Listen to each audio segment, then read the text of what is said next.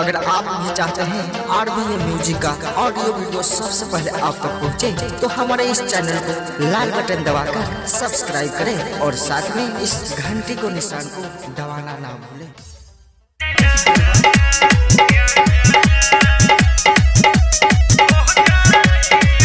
Lockdown भइल बा जब से घर ही में दिन भर घुसल रहता भत्ता। ए जान जब से कोरोना आई बन तभी से परेशानी बा। लॉकडाउन भइल बा जब से घर ही में दिन भर घुसल रहता भत्ता।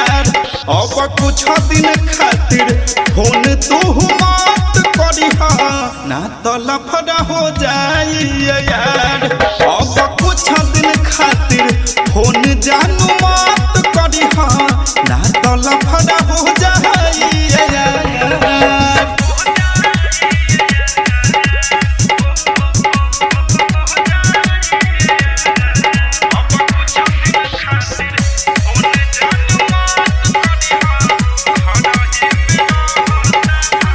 मौका जद मिले बात कह दे के ये नहीं से करब जानू कौन तनी को जे गलती अगर हो गइल खुल जाए हमनी के पोल।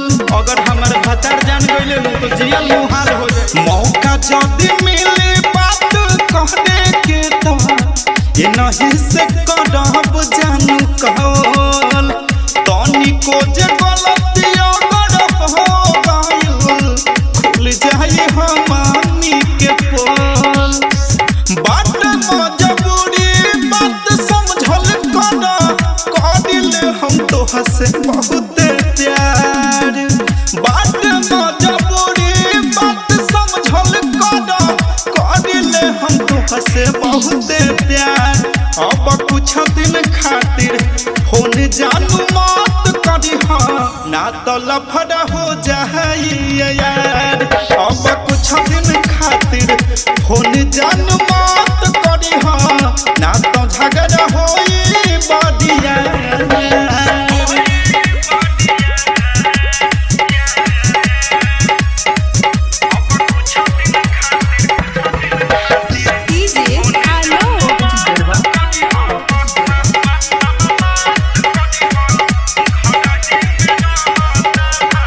हरदम चेक करत रहेला व्हाट्सएप के मैसेज।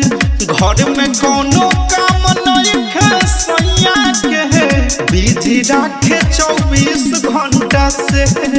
अरे बात समझे की कोशिश कर तोहर कसम नु कहतानी। हरदम गोलू चेक करत रहेला व्हाट्सएप के मैसेज। घर में कोनो काम नहीं है गौरव के बिजी रखे 24 घंटा से।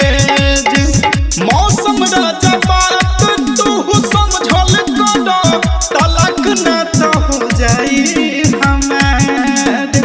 विष्णु सदाम सतीश बात बुझ तलाक ना तो हो जाई हमार। अब कुछ दिन जानू फोन तू मत करिहा ना तो लफड़ा हो जाई यार। अब कुछ दिन खातिर फोन जानू मत करिहा ना तो झगड़ा हो जाई बढ़िया। लॉकडाउन भइल बा जब से घर ही में दिन भर घुसल रहता भत्तार। अब कुछ दिन खातिर फोन तू मत करिहा ना तो लफड़ा हो जाई यार। अब कुछ दिन खातिर फोन जानू मत करिहा ना तो लफड़ा हो जाई यार। स्टार डिजिटल रिकॉर्डिंग स्टूडियो बसंत बाजार।